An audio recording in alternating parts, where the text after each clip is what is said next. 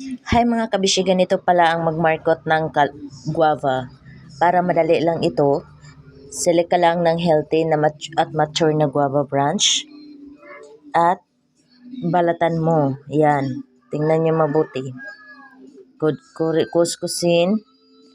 After that, basain mo ng water at lagyan ng onion. Hindi pala ilagay, ganyan lang. Dayon yung kulitin at okay, at anuhin mo yan ng maigi. Ayan, tapos na siya. After a month, ito na siya guys. Pagkatapos ng paghintay mo, yan na. Cut mo na siya. Yung mayroon na siya mga roots. At ilagay mo sa taniman. Ayan. Maganda na siya. Yan, namumunga na siya talaga guys. Ayan, pinakamadali lang pala ito.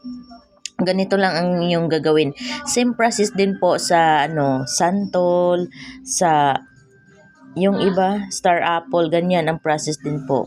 Para madali lang siyang mamunga. Yan, tingnan, napaka-healthy po siya. May lang, pero hindi yan butik-butik ha. Healthy lang siya.